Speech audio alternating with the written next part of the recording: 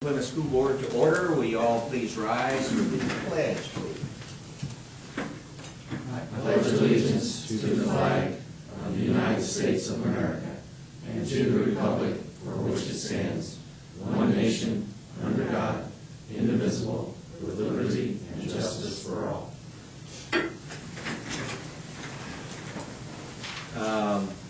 Setting of the agenda, 1.2, anything to pull out of there, discuss or anything? No, I think we're fine. Everything's there. I'll entertain a motion to set the agenda. So moved. Second. Discussion. Those in favor signify by saying aye. Aye. Those opposed, same sign. Motion carries.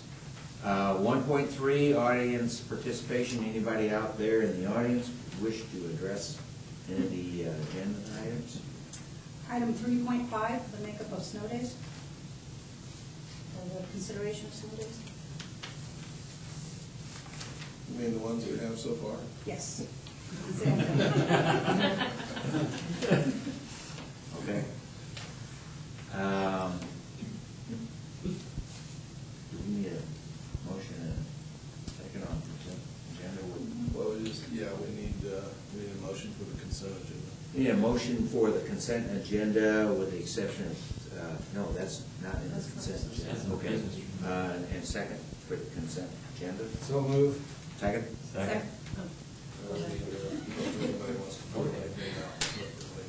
Anybody else want to pull anything out? No thanks. Nope. Those in favor signify by saying aye. Aye. Those opposed, same sign. Motion carries. Item 3, business transactions, 3.1, focus on learning, Riverside Intermediate.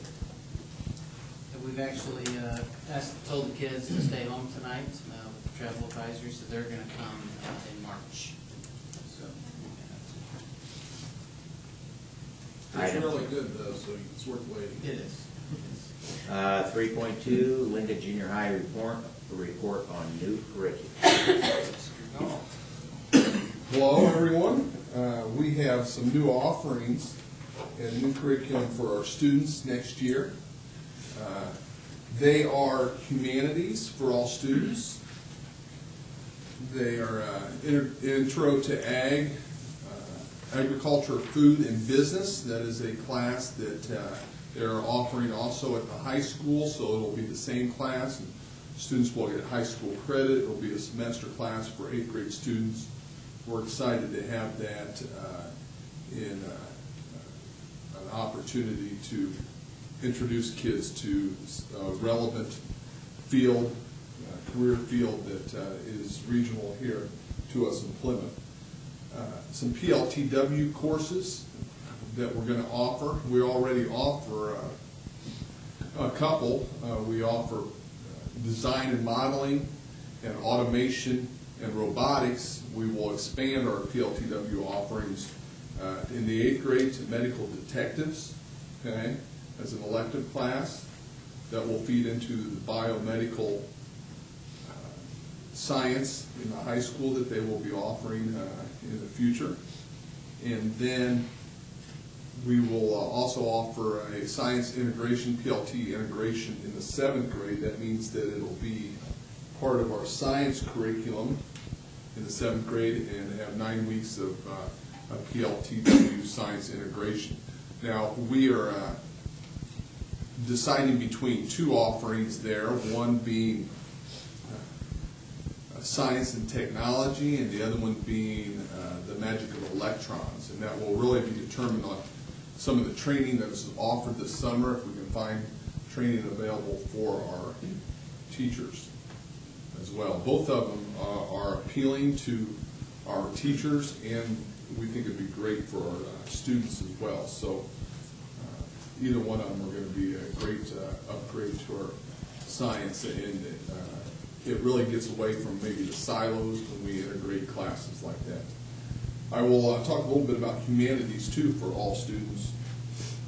We currently have humanities in the New Tech school, and we thought that this would be a great opportunity to expand upon that We like what we've seen in humanities in the new tech school.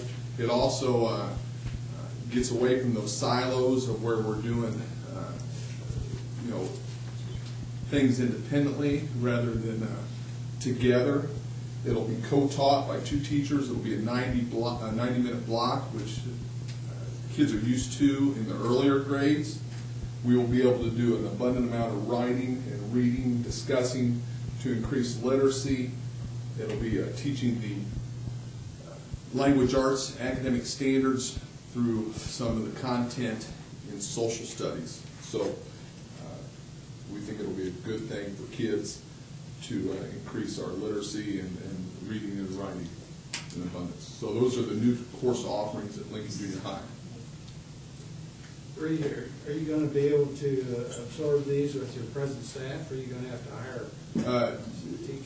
I do believe that the Intro to Ag will be a shared position at the high school, with the high school person, maybe for a half day. We approved that at the last meeting. Yeah, I remember that. Other than that, yes, we will be able to absorb all of it with our current staff. Okay, the science teachers in the 7th grade will be able to teach 9 weeks of PLTW, so they'll receive some training this summer, and then medical detectives will be able to offer through our 8th grade science teachers as well, so a couple sections of that. In humanities, doesn't change anything, it just team teaches, integrates 2 subjects. So I think it's good to expand your offerings, and I would certainly move that we approve the new offerings. Second. Any further discussion? Those in favor signify by saying aye. Aye. Those opposed, same sign.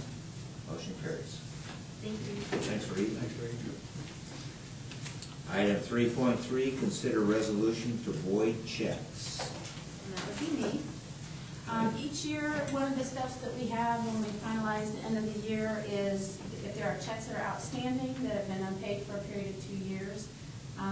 As we go, we get a hold of these people and send them an affidavit to send in to say, oh, we don't have this check, will you rewrite us one? If they don't contact us, then we absorb those funds back into our funds at the end of the year. This year, we only had 5 checks for a total of $224.46. So we're asking that you pass this resolution for us to be able to put those monies back in our funds. I'll entertain a motion. So moved. Second? Second. Discussion? Those checks have our names on them? No, sorry. Any discussion at all? Those in favor signify by saying aye. Aye. Those opposed, same sign. Motion carries. Item 3.4, permission to hire. Yes, and, sometimes we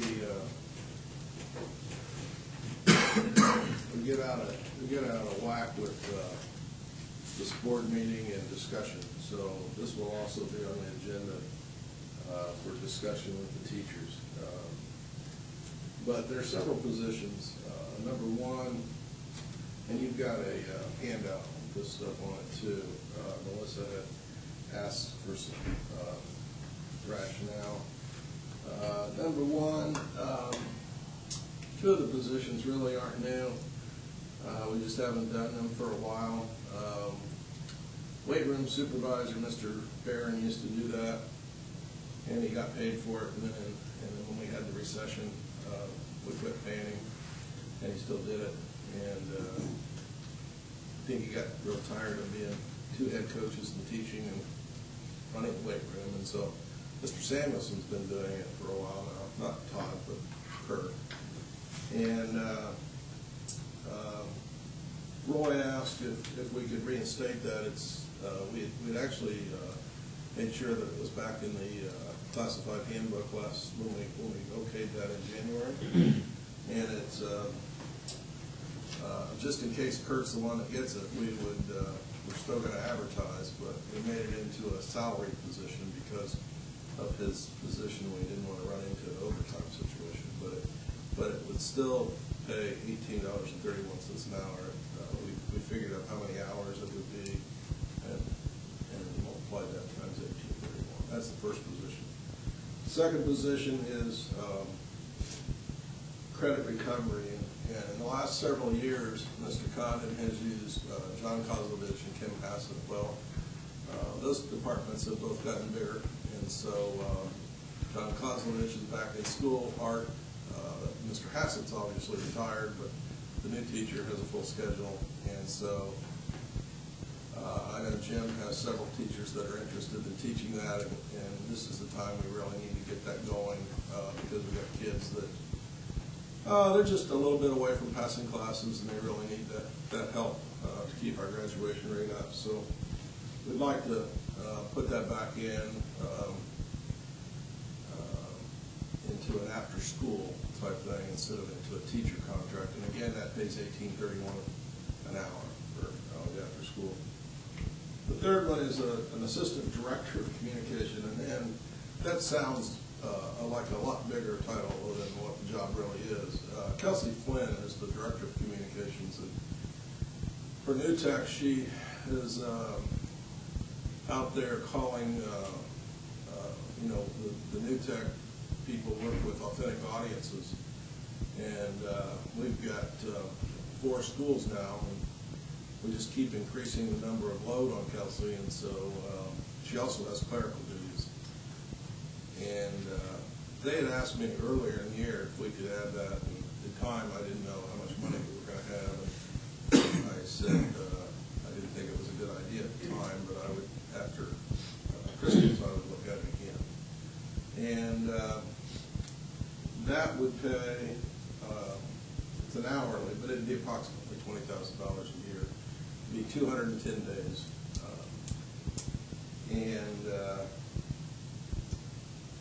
The duties would be calling community partners and getting them in, and also doing clerical work. The fourth one, earlier in the year when we were doing strategic planning,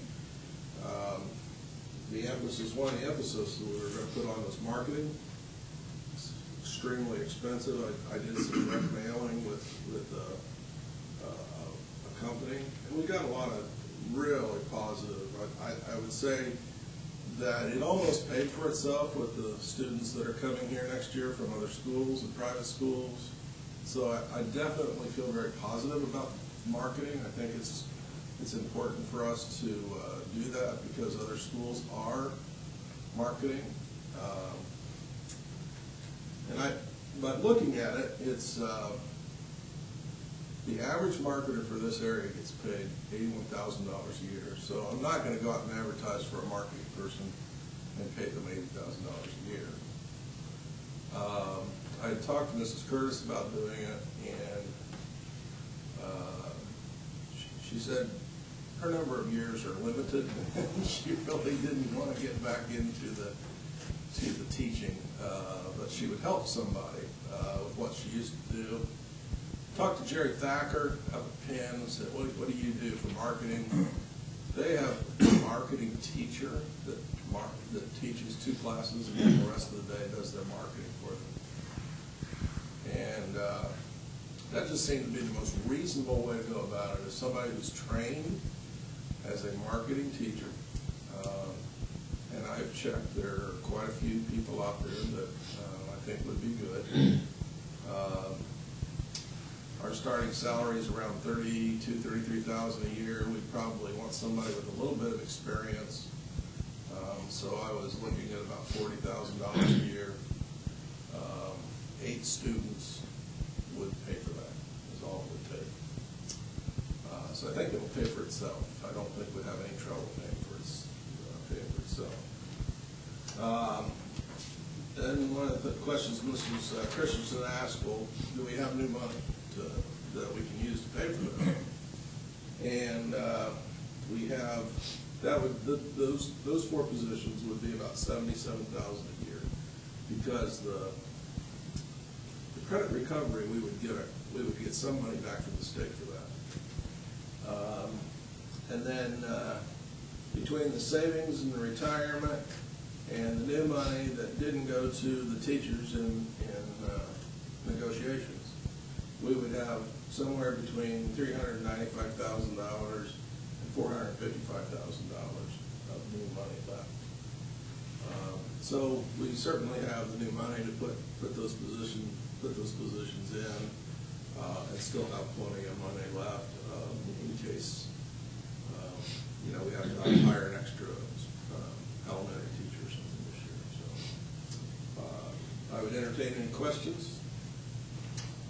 Would these positions be effective immediately? I mean, as soon as you could get them filled? Credit recovery would be, I want to get that done right away. The weight room, that's when you talk to insurance people, that's the most dangerous room we have for insurance. So yes, I'd like to get that done. And then, we'd probably advertise for the secretary, director of communications, and, but I want to be real careful. That's a tough combination of what we're looking for. And then the last one, I would take my time, but I would probably want to have it on board before summer, because I would think they could get a lot of work done in the summer and then be ready to teach during the school year. I'll entertain a motion for permission to hire. I have a question first. Do you want to get on the table first? The motion? Sure. So moved. Second. I'll second. Discussion. Now, I know we have somebody doing the weight room now, and that would be a full-time through advertising, like you say. And the same with the recovery, which I think is very good. And the board has been adamant, myself included, about getting somebody on marketing, because I think that it's competitive out there. You see other school corporations putting themselves out there to the public time again. It's very competitive, especially when you see things in the news about money following the child with the new waivers and everything. So we need to continue to sell the wonderful product we have. My question is, on the assistant director of communications, is that considered a full-time job then? 210 days. 210, so would that include benefits?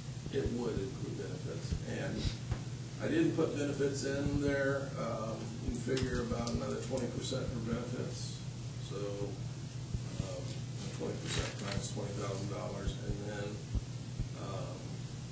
if they want to take insurance, it would be another $5,000. Did Kelsey present to you how many hours she needs assistance on? I guess where I'm going is, could we get by with somebody part-time, 5 hours a day, 5 days a week, and not have to pay benefits? That still offers them benefits. Pardon? That still gives them benefits. 25 hours a week? Yes, it does. What's the cutoff? 20. 20? That's ours. Oh, that's Plymouth's. that's Plymouth. Yeah. Okay. So it would be hard to hire somebody less than 20 hours a week and get that done. That's my only sticking point out of the four. I would like to see something from her as far as what she thinks she needs assistance on, to where we would hire somebody full-time and include benefits. That's my personal opinion. I've sat and talked to Kelsey about it, with the rest of the PBL directors, and specifically where they need help is calling community partners and then being there to welcome them when they come, and to make sure everything goes right, and make sure that everything at the end is followed up on. The kids write, thank yous and things, but Kelsey always makes sure that they do it. And then quite a bit of clerical work that is, needed, and Kelsey just doesn't have time to do all of that. So you got, let's see, 16 teachers at the high school. Well, next year there will be 8 at the junior high, 8 at the 5-6 building, so that's 32. And then there's about 20 at Washington. So that's 52 for one secretary is a lot. But I was just curious, because Yeah. I didn't know what her responsibilities were, I don't know her job description. I can speak to a couple other things that come to mind would be coordinating projects, okay, systematically from K to 12. Make sure that kids aren't doing the same projects over and over. That's something that we've talked about. The other one would be newsletters and publications and public relations of what we're doing, okay? So those are the kind of the needs that we have at our building, along with the authentic audiences and so forth. So I feel like there's a lot. Plus, right now, there's just 2 grades in the Widener school, right? And next year there'll be a 3rd. Right. And during the junior year, that's when the internship starts, and we haven't even started with that as far as contacting the, people and making sure the interns are going well, and so it's gonna be a full-time job for 2 people. It's probably gonna be more than a full-time job for 2 people. Do we, not knowing your hiring process 100%, do we advertise in-house first and post it to give? We advertise one time for everybody. When we advertise a position, an email goes out to all staff members. So then the in-house people have the right to apply for a transfer to that. And the board policy says that the superintendent acts upon the transfer request. So what I do is if there's a transfer request, I go to the principals involved and say, here's a request, and sometimes the person has been interviewed before, and so we probably don't interview them again if we didn't hire them the last time. If they haven't been interviewed once, they probably get interviewed because they're in-house. And then if they're not the best person, then they're not hired. But yeah, they have every right to. Good, I'm glad to hear it, because I would prefer that our current employees have first crack at it. I think that's appropriate. What we don't want, and sometimes it's hard to stop, but what we don't want is we don't want that snowball effect where musical chairs. Where we hire an in-house person and we hire that in-house person to do that one, and then another one. That's what we did, with Mr. Funson and Mrs. Reese when we hired them. We had to, when was it gonna stop? When we hired Reed to be his assistant, or where he was, and we hired Andy to go down there, and so at some point you gotta stop and go outside to fill the position, but I would say we're pretty good to in-house. That's good to hear, thank you. We try anyway. I think based on what I've heard, I think the position is justified. I think what Gary is saying, that it would be helpful if we had a copy of the job description, so we knew exactly, what that person was gonna be doing. And with the expansion of programs and internships and everything else, it's definitely an increased workload over there. So I can support it, but I would like to see a copy of the job. Sure, I'd like to have a chance to start working on getting somebody hired, but if you could pass it, I'll bring you a job description at the next meeting. That sounds fair. Question? Does this vote put those positions in permanently then? Thank you. Any other discussion? There's a motion and a second for permission to hire the listed positions. All those in favor signify by saying aye. Aye. Those in same sign, opposed. Motion carries. Item 3.5, consider snow making days. Whoa, here we go. Let's see, we're in school on Saturday, right? Kidding. Some of us are. Yeah, you are. So, first of all, I want to thank the board for getting back to me very quickly last week and giving us permission to make up the school on Friday. I think there were a few kids that were unhappy about it, but I think the far majority of people were very happy and excited and thought we were doing the right thing. So just want to make sure you know that. I'd also publicly thank PEA. Went over and dragged Laura out of lunch and said, we need to talk about this real quick. So anyway, we got, I think we got a couple tweets from kids that oh, what are we doing, you know, but the mail and email and voicemails that I got were all very, very, very positive. So then, we've got 2 more days coming up that we would like to recommend to make up.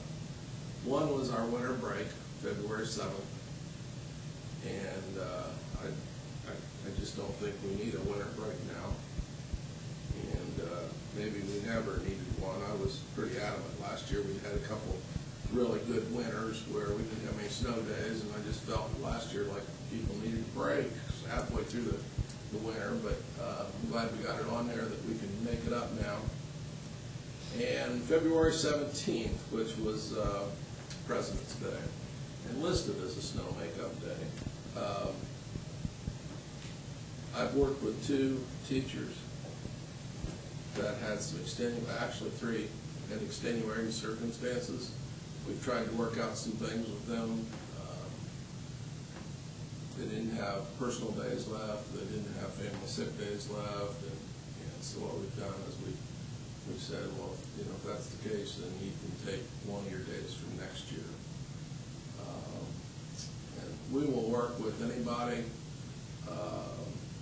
on that. I haven't heard from anybody else. I may hear from somebody, but I did send this out just so people would know this is what we were going to adopt. This is what I was going to recommend. And again, very, very positive responses that would make it up those 2 days. So if you vote to make up these 2 days, then we'll have 2 more, because we did get our waiver for the other 2. So we'll have 2 days to make up, and I thought we better wait a couple, 3 weeks before the next meeting before we look at deciding when we're going to make those up to see what February brings us. Look tonight, tomorrow, actually.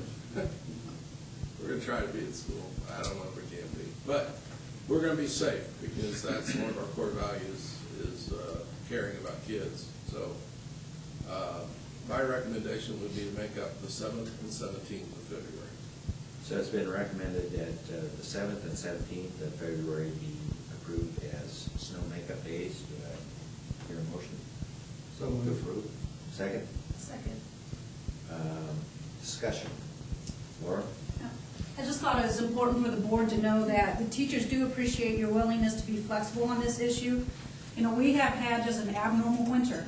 And so with that in mind, and knowing that we need to get the students back into a routine, we have AP tests coming up, and we will have, you know, eventually our ECA tests and I-STEP, and they've talked about extending the window, but nothing is finalized, that it is important to get the students back into school and into that routine so that learning can occur. And I know from a parent's standpoint, I'm all for that too, to get them back in the routine, get out of my house.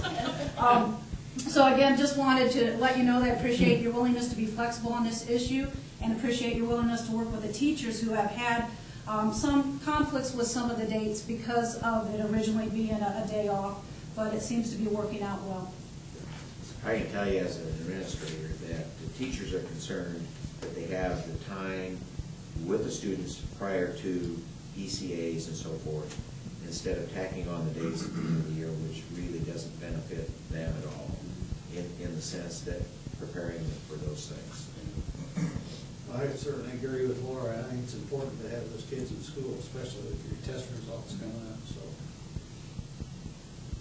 I appreciate the teacher's willingness. I think that's great. My wife and I were having hot chocolate at Martinside Deli the other day. Bumped into a couple teachers, and they said, "We are so glad to get back into school." And they were going nuts at home. And believe it or not, I had some students tell me that they were glad to get home because they were tired of being cooped up with their sister. So they wanted to get back to school and see their friends, so. I know there's nothing that can replace being in classroom with the teachers, but have we given any thought to maybe virtual? Well, that is, Makeup I days. think we are all asked to send in ideas on how we can make up days. That wouldn't be my first choice, but I think And, just in case. you know, we're a school with a one-to-one, and we could do some virtual work, and I don't know if they'll let us.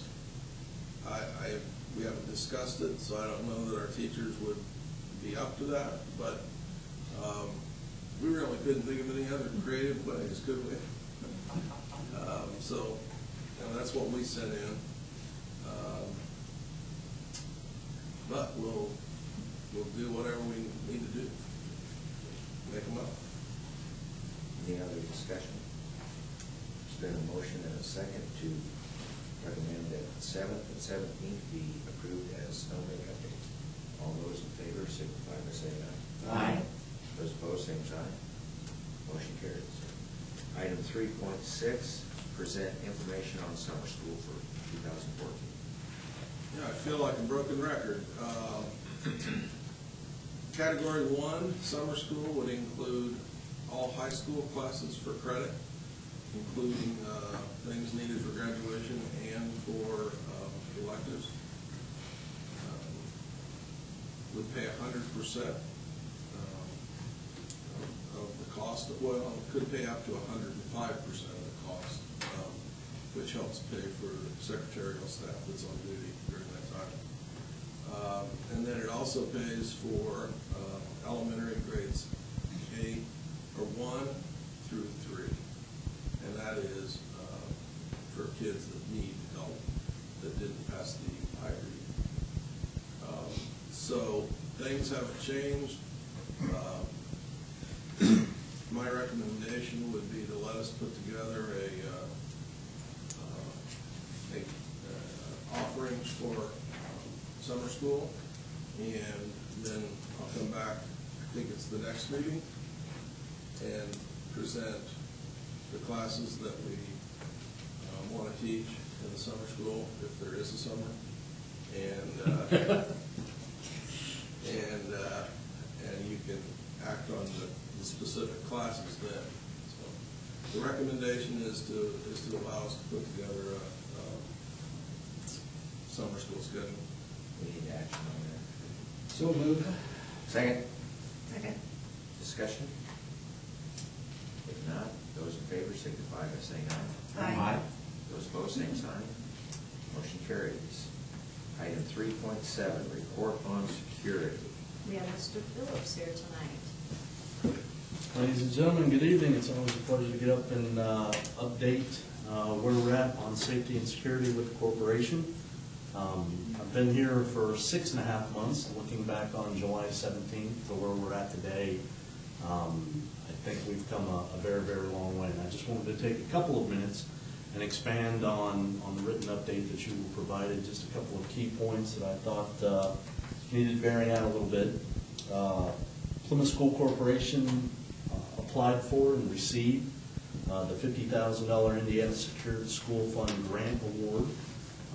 Our agreement was signed by our board vice president and our board secretary and sent back to Indianapolis, and we're awaiting final release of the funds to go with our program there.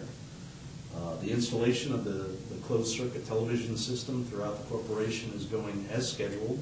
In fact, we're a little bit ahead. Jefferson Elementary will be up and live, ready for patch-in on February 11th, once we get final approval from our IT department and Halo gets with them. We're 95% complete on our Angel Tracks bus video system, including the GPS tracking devices. And I think this system alone has benefited us on several occasions where we've had to rely on it to either refute or substantiate any claims that were made. One thing that I did want to talk about real quick was the quick lockdown magnets.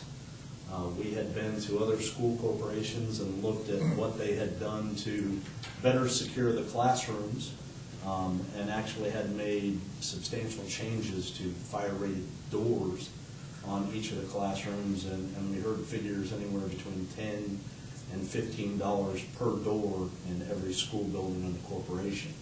But I think when we extrapolated that a little bit, we talked about that man hours that were involved in doing that. My conservative estimate would have been about $20. So if you look at 500 doors within Plymouth Community School Corporation, at $20 per door, we would have been looking at a $10,000 expense. We happened to run across an informational video that talked about a Colorado locksmith that had been approached by a local school corporation and came up with these magnets. We were able to secure these and actually put them in here in the school corporation for around $4 per door. So that gave us a $2,000 expense, 1/5 the cost of what we were looking at. The bus fleet child checkmate system is 95% complete. It's being installed at the same time that our Angel Tracks video is. And as you recall, in that unfortunate incident a month or so ago where the child was left on the bus, this is a fully separate unit that requires the driver to, once he turns the key off, to actually transfer to the back of the bus and hit a switch. We found that in the current system that had been installed in the factory, that it was dependent upon the activation of the emergency lights.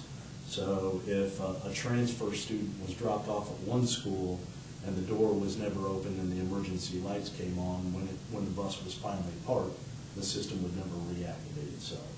So we put in the child checkmate, hardwired it in, so every time that key is turned off now, the driver has to get up and physically go back to the back of the bus.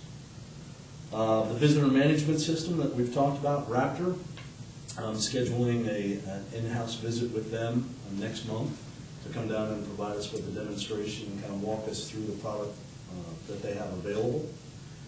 And also, we filed a notice of intent, and we've been accepted to apply for a new $50,000 matching secured school fund grant, and we hope to have that submitted by March 15th, and that'll be payable the first week of July. And I'm open to any questions. I think you're doing a terrific job. Thank you, sir. Question, secondhand, through me, the amount of time spent outside during cold weather during fire drills. Excessive or unexcessive? Or? I think it was presented to me as excessive. I think we've... Planned or unplanned? I think if it's planned, if it's a planned fire drill, I know on several occasions myself and the administrators have talked about it, and we've decided to hold off and not do it. I think that the one incident that was unavoidable was we had a number of days out of school, and we were at the last day of the month, and several of the schools had not completed it. Again, cognizant of student safety, we try to do it as fast as we can. If we have time and weather permitting, we'll throw some new scenarios in, such as medical emergencies, the Red Cross symbols that talk about a student or a teacher going down and teaching both the students and the staff that are out there how to respond to that emergency.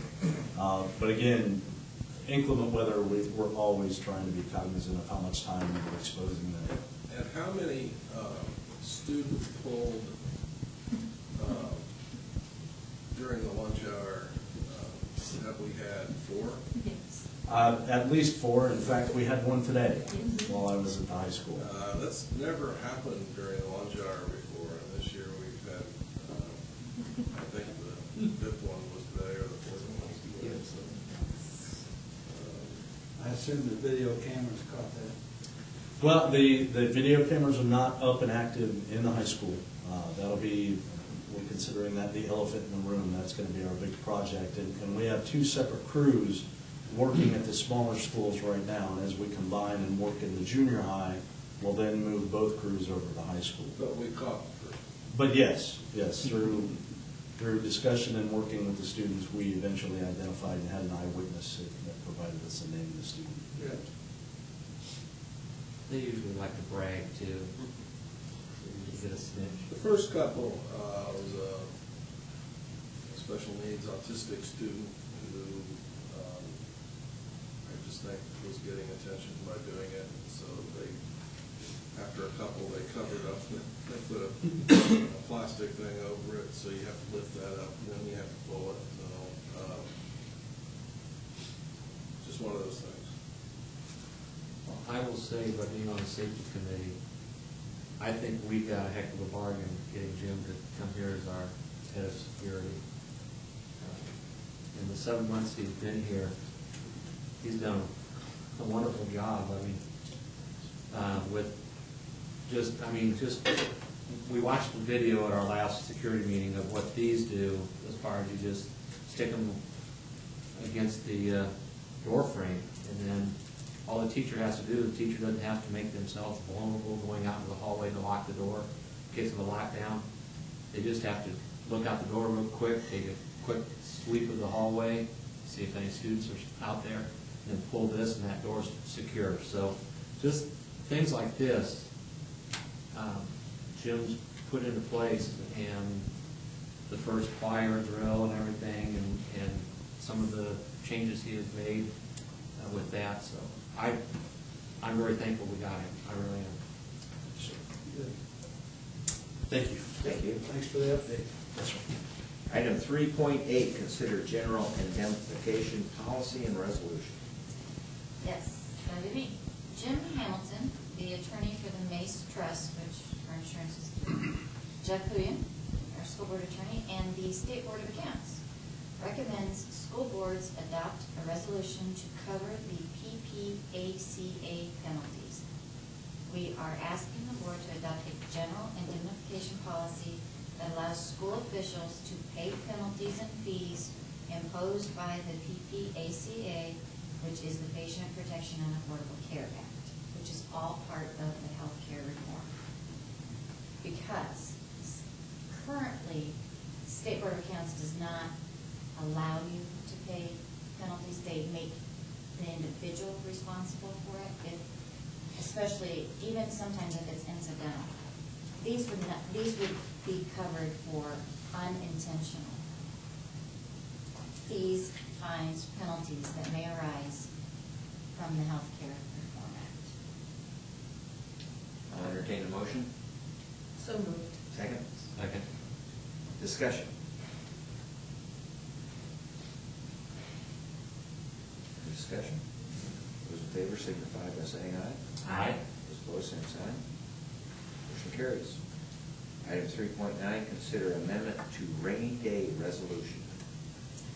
When the original rainy day resolution was established by the school board, the general fund was a property tax-based fund, and the resolution referred permission to transfer from tax-based funds. The general fund is no longer considered a tax-based fund. Therefore, we are asking to amend the rainy day resolution to specifically permit transfers from the general fund and any other source permitted by law into the rainy day fund. Do I hear a motion? So moved. Second. Second. Discussion. Those in favor signify by saying aye. Aye. Those opposed, same sign. Motion carries. Item 3.10, consider transfer of funds into the rainy day. According to Department of Local Government Finance regulations and state law, it is permissible at any time during the year to transfer up to 10% of the original total appropriations into the rainy day fund, as long as the corporation has remaining unencumbered and unused funds. We have included in Exhibit A, showing the corporation balances and original total appropriations for the 2013 calendar year. After careful review of the corporation's financial status, we would like to request the board approve this transfer of $819,420 from general fund and $394,117 from CPF fund and put into the rainy day fund. Do I hear a motion? So moved. Second? Second. Discussion. What will that put us at, Candy, for our total for Probably around 2 million. Thank Yeah, sorry, I wasn't. No, that's fine. I haven't looked at that in a while. If that's a ballpark, that's fine. Yeah. I think there's currently 1.2, so. Okay. Any other discussion? I just think it's good that we're doing this. Those in favor signify by saying aye. Aye. Those opposed, same sign. Motion carries. Item 3.11, consider supplemental contract with Ivy Tech. Since Ivy Tech will begin teaching adult evening classes for the CNC machine area, all parties involved felt it would be beneficial to clarify the terms that are now presented to you in the supplemental contract. Basically defining the responsibilities of each party. Our school attorney, Jeff Lujan, created the document. Therefore, I'd like to ask that the board approve this contract as presented. Do I hear a motion? So moved. Second? Second. Discussion. Those in favor signify by saying aye. Aye. Those opposed, same sign. Motion carries. Item 3.12, legislative update. Well, since Todd's not here, I will take a little stab at this. And I know Laura's been down to Indianapolis, and if she's got something to add, she can certainly add it. And if anybody else has anything to add, I would suggest that. We're almost at the end of the first half of this session. It's a short session, so I think the end of this week is the end of the first half.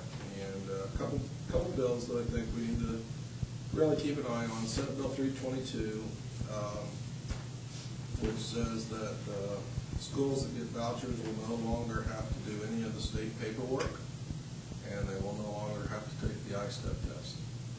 And I think the motivation for this bill is that since the vouchers have happened, what we're seeing is private schools that used to be A's are getting kids from the public school and the voucher system, and most schools have dropped down to B's and sometimes C's, and so it's kind of making it look like the voucher system isn't working. So I can't think of any other motivation for this, but I don't think in that direction. So maybe there's something that I can't think of, or that hasn't been explained to me. Senate Bill 382 would be that this really is about vouchers and special education. They tried to do this year and it didn't work, so they're taking another stab at it. I don't think this is going to work either, but they want to pass a law that says that voucher schools will no longer have to follow the American Disabilities Act. And I don't think a state legislature can trump a federal legislature, so I think I don't really think this is going to hurt us, even if it passes, because the Attorney General wouldn't let them do what they did last year. But this just shows you the length that they're going to. You got in the Senate, you got Senator Cruz. His kids were all homeschooled. He's the head of the Senate Education Committee. And in the House, you got Representative Benning. His kids go to private schools. So it's pretty well set up that public schools not getting too much. In the House Bill 1004 is the one that most concerns me. Starting preschool, which we've been asking for several years, and they've been telling us that it wasn't needed. But it's only preschool at private schools, and those kids would get vouchers. And once they got a voucher at preschool, then they'd be able to keep that all the way through 12th grade. Those are the three. I thought I'd keep it short. Laura, did you have any others that you were No, we were actually supposed to go down today for the lobbying day, but the General Assembly was calling it at their end to the work early because of the snowstorm coming in. As we were wondering if they need to apply for waivers as they take days off now too. We are now planning on going on the 18th to lobby and talk with both Mishler as well as Harmon to let them know our concerns with these bills that are being proposed and the impact that it could have on public education financially. Now, we did a pretty good job weathering the last financial impact from the state. And local government is in much of a similar situation when it comes to their funding and some of the proposals. And I think our legislators need to be aware of this, and our community needs to be aware of the impact that these bills can have. And most importantly, speak up and voice those opinions to our representatives. Otherwise, they'll think everything's okay. And they listen to those who speak up. And that's why we're going to go down on the 18th. Bob McKell and I are going to go down. Parker Terry's talking about going down with us as well. And if any school board members have a free time that day, you're welcome to come with us too. Don't forget that Senator Head is West Township, and he's a really good guy. His dad was a principal, and he was a state champion in Congress. And I used to judge him when he was a young kid, and he's always voted against vouchers. Also, Senator Charbonneau, even though he's not with us anymore, after that first year, has been voting against vouchers. So make sure if you get a chance to say something to him, make sure you talk to him, because I think he felt like he got deceived that first year, and so he's been good for us.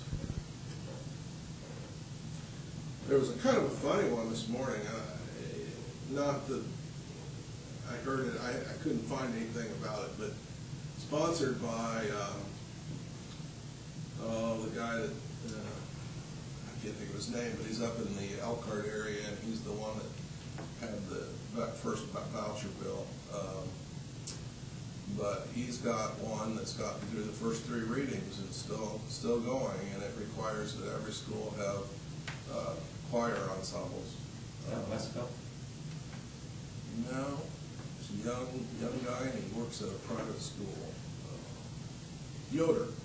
Carl Yoder.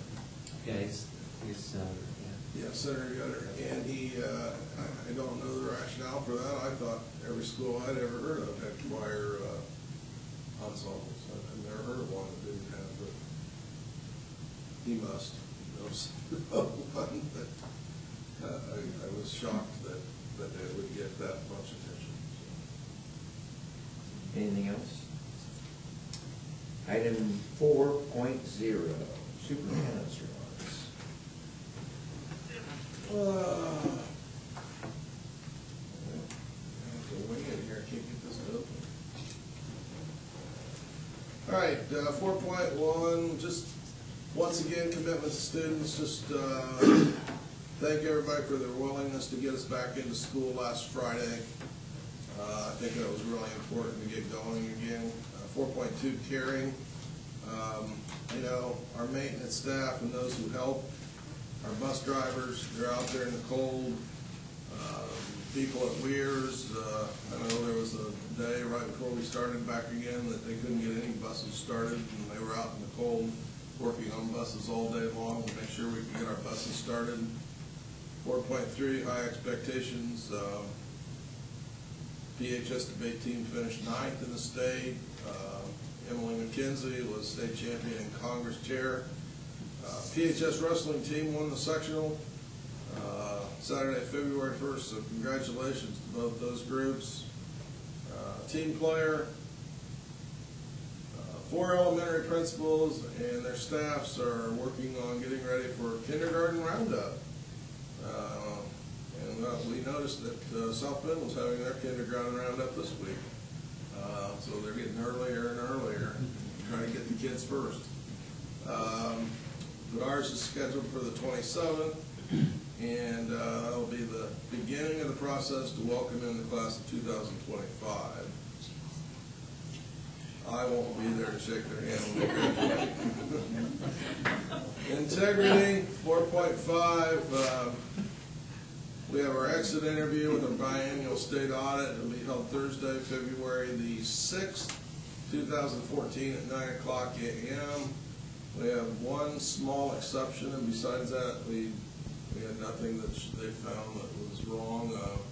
The exception was a report that wasn't verified by another person, and so we've got a corrective action plan already done for that one. So Candy, Lori, great job. Always hold your breath when the auditors come in. The last one, 4.6 enjoyment. It was nice to see Mary Beth Hunter receive the NLC Service Award last Friday night. Mary Beth's 33 years. In her career at Plymouth High School, she held positions both boys and girls tennis coach, assistant athletic director, and athletic secretary. Mary Beth exhibited tireless commitment and loyalty to our student athletes, staff, and programs. Also, that night, Dr. Tony McFerrin received the PHS Athletic Service Award in recognition and gratitude for his leadership, dedication, and support of our student athletes. Dr. McFerrin is now one of the orthopedic surgeons for Virginia Tech. So we really miss Dr. McFerrin as our gymnastics coach and on the sidelines of the football, but we wish them the best, and it was nice to give them that award. So our next meeting is March the 4th, 2014, and it should be about 7 degrees by then. Other business, 5.1, anything from the audience? If not, I'll entertain the motion to adjourn. I'm sorry. Yes. Can I ask quickly, if indeed the students that were outside for a fire emergency, do we have a policy or a plan to relocate them at some point? That's part of what's going on. Okay. There never was a plan for what do we do if. So if we couldn't get back in the building, what do we do? If kids are hurt, what do we do? And so Jim has been putting those policies in during those fire drills, and over the years it just got to the point where you go outside, you wait, you come back in, and when you do that, you're not ready for something that happens unexpected. So, but we do have a guideline though that we use for weather, and I start looking at about minus 15 below wind chill, saying we're not going to have school or we're going to delay. So if we're going to take kids outside and without the coats, it better be a lot warmer than that. So, And just keep in mind that private school where I teach had a fire alarm go off last week, and everybody was outside, but the fire trucks couldn't get on 69 to get to the schools in a rapid manner. I mean, they showed up, but it wasn't rapid. I mean, it got pretty chilly. Because nobody had a coat that was on. the other thing, is our kids came outside, but if the fire trucks would need to pull up, there wasn't enough room. So Jim had to get them back to the point where they were moving back far enough that they weren't going to get hit by a fire truck coming around the corner. Thank you. Anything else? I'll entertain a motion to adjourn. So moved. Second?